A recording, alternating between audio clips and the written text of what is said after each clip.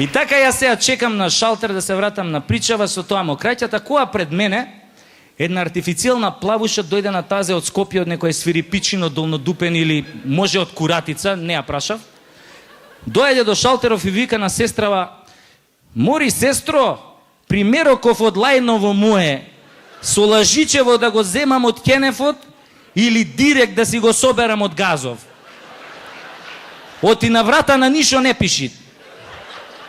А оваа сестрава ја гледа као да добила прашање за $1.000.000 и вика: "Гледај да си го земеш директ од Газот, ич да не му ја мислиш."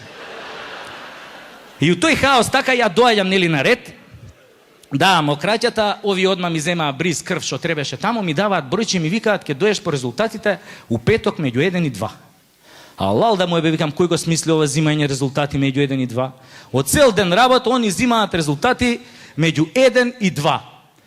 Абе, викам, замисли да работам до 5 саат у некоја фирма. Резултати јок. Замисли да работам у некоја, да кажеме, владина институција, да кажеме у Министерство за здравство. Таму се работи до 7. Која ја ќе земам резултати? Никојаш.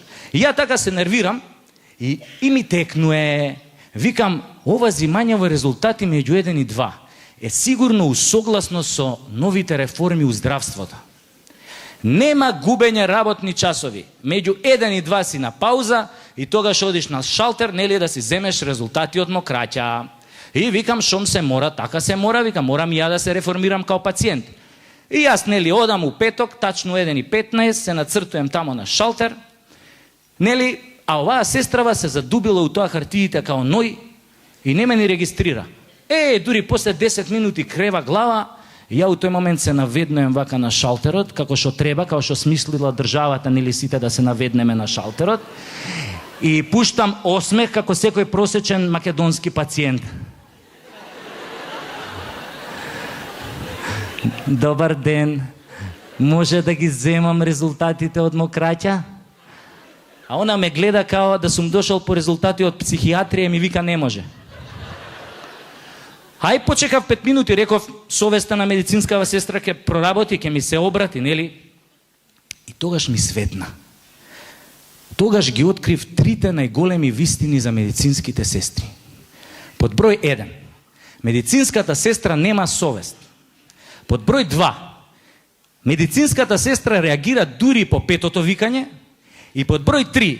Медицинската сестра може највише да ти заврши работа у болница, али само ако сака. А оваа мојава немаше абер од сакање. И викам, се извинувам, може да ги земам резултатите, овде пише меѓу 1 до 2 дека ги давате сега 1,5. А она па ме погледнува као да гледа говно и ми вика, не може. А зошто викам не може? Не може, бе дечко, зашо не се стигнати. Добро бе, викам, а кога ќе стигнат? Види бе дечко, па резултатите не се пици, па сега ќе ги ставиме да се печат, па ја ќе ти кажам ќе стигнат за 15 минути. Ќе стигнат, кога ќе бидат готови и кога ќе ги донесат. Добро, викам, а кој знае кога ќе ги донесат? Види дечко, некој може знае, али ја не сум таа.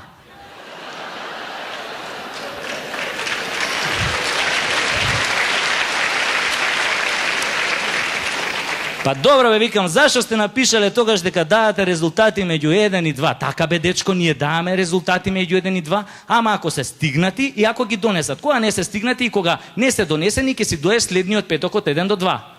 Абе, викам, ова има муж дома или одамна го има пратено у Бардовци?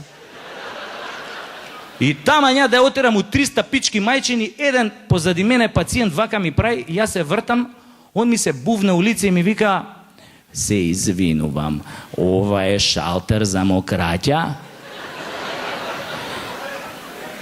Не му викам, ова е шалтер за тренирање нерви. И он опцу се сврти и си замина. Ја тргнав по него, али оваа сестрава позади ми вика, господине, почекајте, вашите резултати туку што пристигнаа, дојдете да си ги земете на шалтер. Ако сте задоволен од нашата услуга, притиснете на црвеното копче. Ако сте делумно задоволен од нашата услуга, притиснете на жолтото копче. А ако воопшто не сте задоволен од нашата услуга, во што јас не верувам, стиснете на црвеното копче. Мрш пизда ти матер. Ги земав резултатите, искочив надвор, ги проверувам крвта, бели, црвени крвни зрнца, хемоглобин, седиментација, све уред. Тоа мокраќата чиста, кој да сум пиел варикина пред мочање. Проверувам бриз од грло, од нос нема изолирани патогени бактерии. Бриз од грло, опа, тука застанав. Читам и не ми се веруе. Викам, го наебав. Ешерихија коли. Абе, викам, еднаш излижав погрешен сладолет у животов и отидов јабана. Бати херојот. Шо ќе му кажам на Свети Петар горе кој ќе ме праша од шо сум рикнал? Шо ќе му кажам без живи срамотилоци, бе? Свети Петре, ја рикнав од лижање сладолет. Абе, човеков ќе се утепа од смеење, бе, недела дена нема да врши прием од рајот, у рајот што ќе се клешти, бе. Како, од шо рикна? Викам, од лижање сладолет на кој што капеше вода од еркондишено, кој што се какаа гулабите. Ајбе, не јади гомна.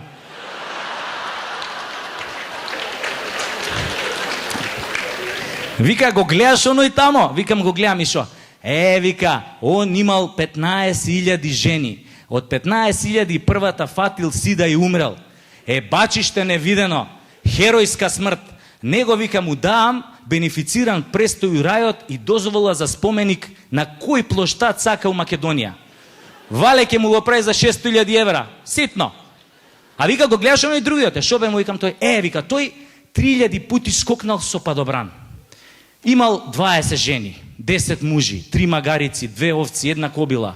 Му се родиле 20 деца. 3001 пут не му се отворил падобранот и умрел ко фраер, бе. А не ти си умрел од лижење сладолет на кој што капела вода од еркондишено, кој што се какале гулабите. А иди бегај.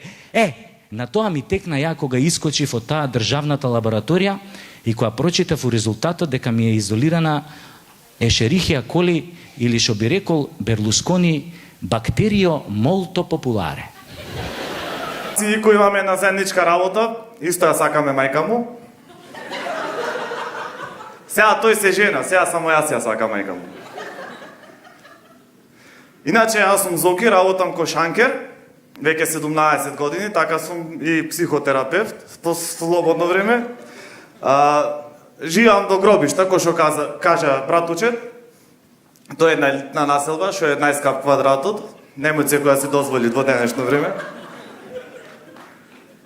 И таму имат тоа, кај што заврши животот во Охрид, имат гробишта, јас сум и стари ергени. Стари ергени не прамува бе луѓе што не се машини, тоа е карактерна особина ето. Пред кооперација се со тренерките од ЈНА со бели траки, мислам, бели биле на времето, некогаш. Сега се само траки. Капче портокалја од некои избори и она седет и прават муавет. Ја оправијат ситуацијава цело време. Женат сум и јас, имам и дете. Да. Сочувство, знам, фала. Така да чим јас и Ико се женавме, за сите имат шанси во животот. Не сакирајте се.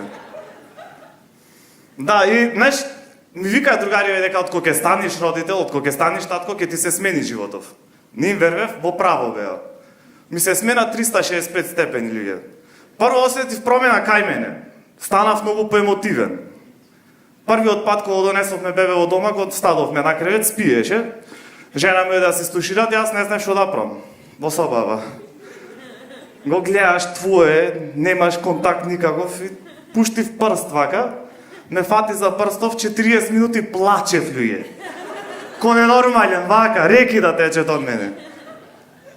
Жена ми дојде во собава, вика, Зоки, ови продавница купиш не? Шо бе плачеш? Ева те, пичуле, ева те. Да, и од тоаш немам прекинато со плачење. Сега плачам, заш грбов ме болит. Заш на почетокот бев успаванка, сега сум забавен парк дома. И ми рече еден другар дека, кој што расти детел, кој што крева на килажа, болкава на грбостанник све појаке, се спуштат подолу и подолу. И во право е, пошто еден ден ке стани тинеџерка, ке напред 15 години, ке pain in the fucking ass. Друга работа што ја научив кога беше бебе, керка ми, многу битна работа, кога ќе плачи бебе, да не е твоето. Друго, колку сака нека плачи, твоето да не е. Пошто Ако е твоето, ќе треба да го земиш, да го крениш, да го заспиеш, па ќе те фатит грбот. И се појќе и појќе ги разбирам луѓе што заминале по цигари и не се вратиле појќе дома. Не дека би го направил тоа, ама ги разбирам. Сваќам од кај е причина. Сега до душе не може да го направиш, што порано било многу лесно. Излези од дома по цигари, па првиот автобус до Драчево. Доста е, не мора нигде подале го дојдеш. Само пресели се, почни нов живот и топ. Сега за успешно дојдеш по цигари, треби, не знам, прво да ги стеш сите пари во кеш, да смениш социјални мрежи, да ги свалиш телефонот, да смениш лична карта, личен опис да смениш, нов пасош, да смениш начин на одење, пошто може на скенер да те фате негде. И накрај треба заминиш на некој место ко Сибир и Аљаска, таму е минус 50. На минус 50 ще ми куров ке ти се пуши цигаре.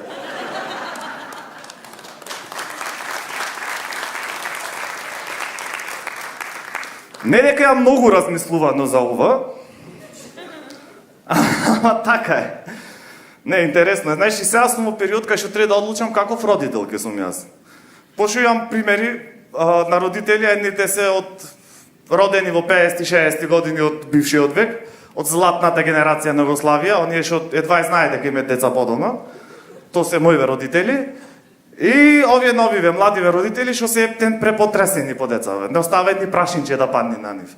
И двата се лоши примери. И знаеш, цело време се среќавам со такви ситуации, си правам паралели, знаеш. Пример, пред некој време бев во Тинекс и видов едно дете од 5-6 години беше во количка го носе, мислам, во количка за деца онаква. И знаем дека све беше во ред со детето, затоа што почна еден момент да шутираат по продуктите, да се буни, затоа што сакаше 10 сникерси, а мајка му имаше пари за 8. Си викам, во наше време ние вака да направевме. Немаше теорија, лиге. Немаше шанс, имаше на работа што држеше дисциплината во такви моменти. Тоа се викаше опулјот на тато. Изгледат вака.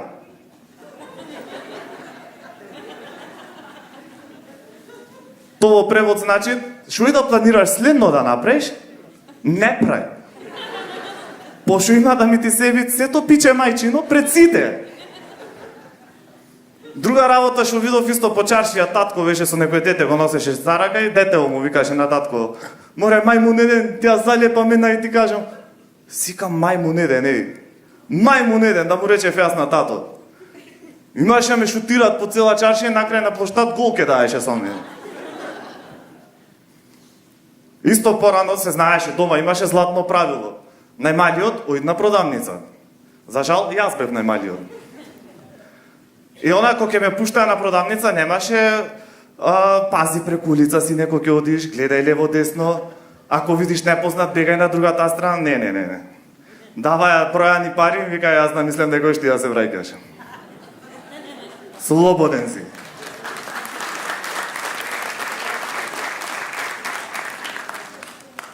Колку имаше гости, по 15 пати ме пуштаја. Вина, раки, пива, све имам носено дома. Мислам, тоа сватив прв пат дека можам брзо и ефикасно да пијанам луѓе, затоа сум шанкер сега.